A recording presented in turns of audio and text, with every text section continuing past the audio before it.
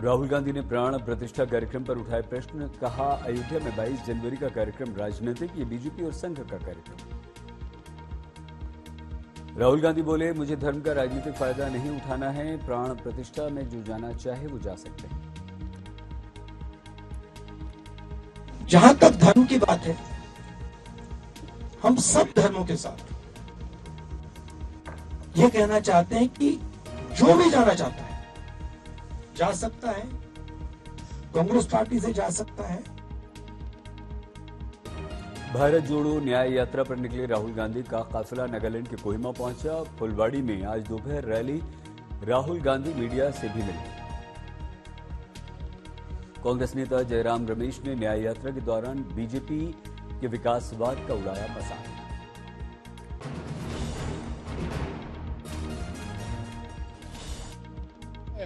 नहीं, मैं बस में चल के आ रहा था। बस छोड़िए, बस में तो अभी आया हूँ। मैं चल के आ रहा था। नहीं, मैं बस में चल के आ रहा था। बस छोड़िए, बस में तो अभी आया हूँ। मैं चल के आ। गोरखपुर में मुख्यमंत्री योगी आदित्यनाथ ने दीवार पर उकेरा कमल। 2024 लोकसभा चुनाव के मद्देनजर वॉल पेंटिंग कार्यक्रम के तहत यह आयोजन हुआ था। बीजेपी की प्रचंड जीत का योगी ने किया दावा। इस बार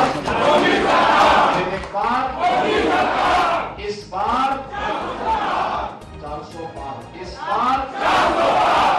बार इस लक्ष्य के साथ हमको निरंतर जाना है।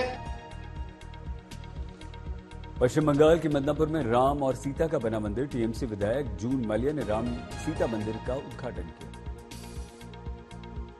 बीजेपी नेता दिलीप घोष ने मिदनापुर में टीएमसी विधायक के राम मंदिर के उद्घाटन पर उठाए प्रश्न, कहा वोट बैंक की राजनीति के लिए टीएमसी का है डबल स्टैंडर्ड।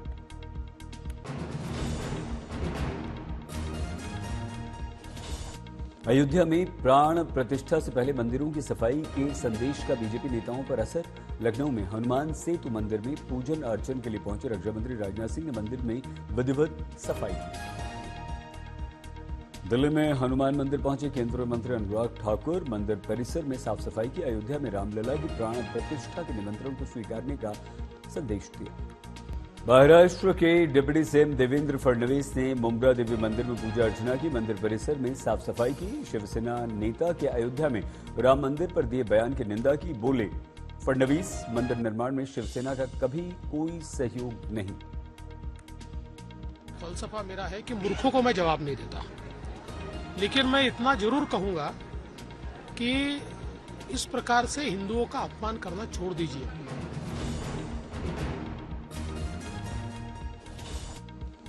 शिवसेना उद्धव के नेता संजय राउत ने फिर दोहराया, अयोध्या में जो ढांचा हमने ढहाया, जहां गर्भगृह था वहीं बनना चाहिए था मंदिर, लेकिन मंदिर का निर्माण वहां नहीं हो रहा है। प्राण प्रतिष्ठा से पहले अयोध्या में सुरक्षा चाक चौबंद। यूपी एटीएस के जवान जगह जगह तैनात। अयोध्या में कड़ाके की ठंड के बीच कई जगहों पर लगाए गए इंफ्रारेड आउटडोर हीटर। सुरक्षाकर्मियों को मिली राहत, अपने हाथ सेकते नजर आए।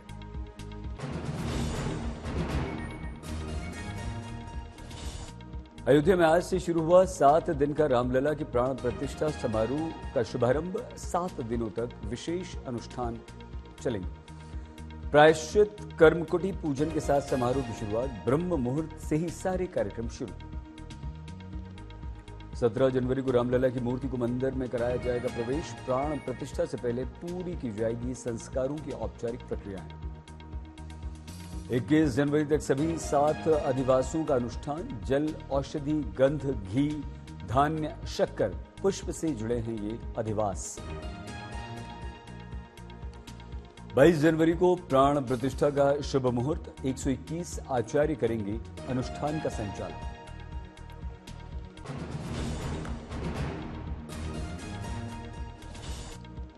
श्री राम जन्मभूमि तीर्थ क्षेत्र ट्रस्ट के प्रमुख चंपत राय बोले, 18 जनवरी को मंदिर के गर्भगृह में रख दिए जाएंगे रामलला। मैसूर के अरुण योगीराज की मूर्ति राम मंदिर के लिए चुनी गई। योगीराज ने ही बनाई केदारनाथ में आदि शंकराचार्य और दिल्ली में सुभाष चंद्र बोस की मूर्ति। चंपत राय बोले, रामलला की मौजूदा मूर्ति की भी मंदिर में जारी रहेगी पूजा अर्चना। अयोध्या में प्राण प्रतिष्ठा के लिए विशेष तैयारियां 20-21 जनवरी को आम लोगों के लिए दर्शन बंद किए गए। 23 जनवरी से आम लोगों के लिए दर्शन शुरू होंगे। मंदिर परिसर में सुरक्षा बेहद कड़ी।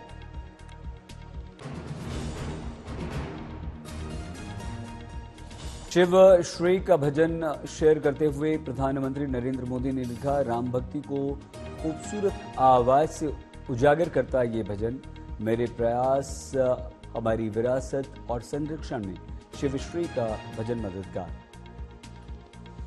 कुपवाड़ा की बातुल जहरा ने पहाड़ी भाषा में गाया राम भजन। कॉलेज की छात्रा हैं जहरा। भजन के द्वारा प्राण प्रतिष्ठा से जम्मू कश्मीर को जोड़ने का प्रयास। भारतीय क्रिकेट टीम के पूर्व कप्तान महेंद्र सिंह धोनी को मिला राम मंदिर प्राण प्रतिष्ठा का न्योता। धोनी ने कहा धन्यवाद। नवगछिया में मौसम की मुश्किलों के आगे दिव्यांग की आस्था पड़ी भारी। स्कूटी से 620 किलोमीटर की अयोध्या की यात्रा पर निकले कन्हैया लाल 20 जनवरी को पहुंच जाएंगे कन्हैया अयोध्या। यूपी के भदोही में राम मंदिर के लिए ग्रामीणों ने बड़ा संकल्प लिया। 30 वर्षों से मंदिर में नहीं स्थापित की राम की प्रतिमा, अब मनाएंगे उत्सव। अयोध्या में क्षत्रिय परिवारों का ऐलान, प्राण प्रतिष्ठा के दिन में होली और रात में दिवाली मनाने का संकल्प।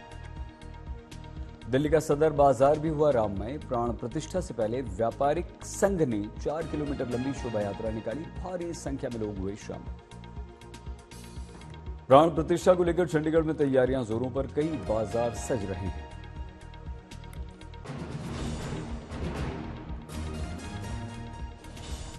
दिल्ली में आम आदमी पार्टी की तरफ से ऐलान, सभी 70 विधानसभा क्षेत्रों में मंदिरों में आज सुंदरकांड पाठ का आयोजन। अरविंद केजरीवाल ने दी जानकारी, पत्नी के साथ रोहिणी के मंदिर में करेंगे सुंदरकांड का पाठ। आम आदमी पार्टी के निर्णय पर मनोज तिवारी की प्रतिक्रिया, बोले इस आयोजन में भी घोटाला ना हो जाए। इस सुंदरकांड में भी कहीं घोटाला न हो जाए, कोई स्कैम न हो जाए, इस बात की हमें चिंता है। प्राण प्रतिष्ठा से पहले राजनीति तेज। एक दिन पहले कांग्रेस के कई नेता पहुंचे अयोध्या, सरयू में लगाई डुबकी।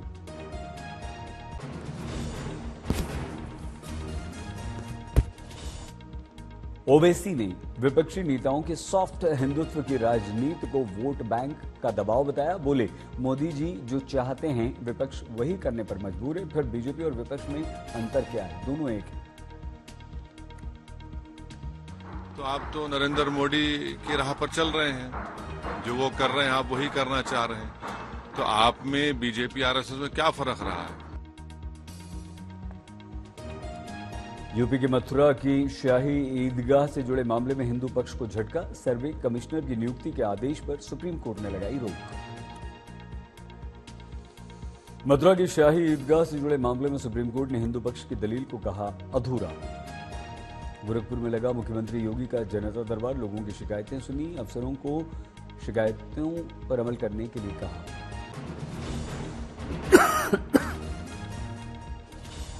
आज से 2 दिन के दक्षिण दौरे पर प्रधानमंत्री नरेंद्र मोदी। प्रधानमंत्री मोदी ने लेपाक्षी के वीरभद्र मंदिर में पूजा अर्चना की। आज आंध्र प्रदेश के पुट्टपर्थी में PM Narendra Modi national academy of customs, indirect taxes and narcotics का उद्घाटन कर रहे हैं। कार्यक्रम के बाद प्रधानमंत्री कोच्चि में भी होंगे। State guest house marine drive में करेंगे रात्रि विश्राम। कल सुबह गुरुवायूर मंदिर जाएंगे प्रधानमंत्री मोदी, दर्शन पूजन का यहां कार्यक्रम। कोच्चि में विकास योजनाओं का उद्घाटन, मरीन ड्राइव मैदान में हुआ सम्मेलन।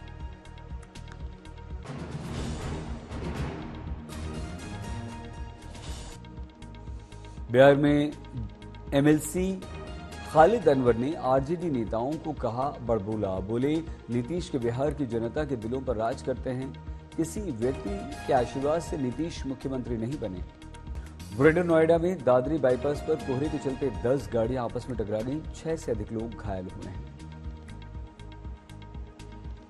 बिहार के फुलवारी शरीफ में दलित बच्ची के साथ दुष्कर्म और हत्या के मामले की जांच के लिए राष्ट्रीय अनुसूचित जाति आयोग के सदस्य अंजू बाला पटना पहुंची। बोली, दोषियों को मिलेगी सजा। नहीं जाएगा और हम उस बच्ची को तो वापस नहीं ला सकते, लेकिन ये आश्वासन जरूर दिलाना चाहते हैं कि जिसने भी ये दरिंदगी की है वो बख्शा नहीं जाएगा। और दिल्ली में कार्यक्रम में ओजोन ने अपनी मॉलिक्यूल इनिशिएटिव की शुरुआत की। गंभीर बीमारियों से पीड़ित, गंभीर दर्द से पीड़ित लोगों को इससे मिलेगी मदद। नाहरगढ़ बायोलॉजिकल पार्क में वन्य जीवों को ठंड से बचाने के लिए स्पेशल इंतजाम। डाइट में भी जानवरों के बदलाव किया गया। दिल्ली में बवाना इंडस्ट्रियल एरिया में अगले 1 वर्ष में लगाए जाएंगे 50,000 पौधे। बवाना इंफ्रा डेवलपमेंट के एग्जीक्यूटिव डायरेक्टर पुलकित अग्रवाल ने की इस बात की घोषणा। दिल्ली में जबरदस्त ठंड पड़ रही है। आज भी दिल्ली में बेहद ठंड रही। सुबह सुबह कड़ाके की ठंड के बीच दिल्ली में जबरदस्त कोहरा रहा। दिल्ली और आसपास के इलाकों में शीतलहर चल रही है। दिल्ली एनसीआर के स्कूल बंद हैं। दिल्ली और उत्तर प्रदेश के लिए शीतलहर और कोहरे का ऑरेंज अलर्ट है। मौसम विभाग का अनुमान है कि कल भी ऐसी ही स्थिति रहेगी। पंजाब और हरियाणा में बेहद घना कोहरा है। मौसम विभाग ने जारी किया रेड अलर्ट।